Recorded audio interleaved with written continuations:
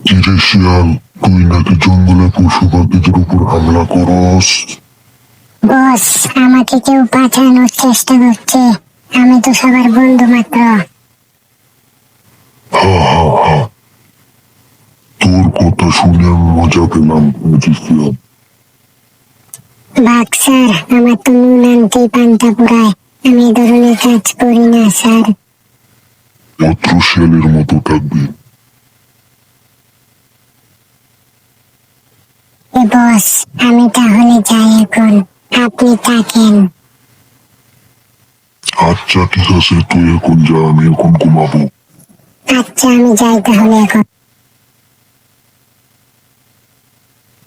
বাঘকে বুদ্ধ বানিয়ে চলে এলাম, হা হা হা।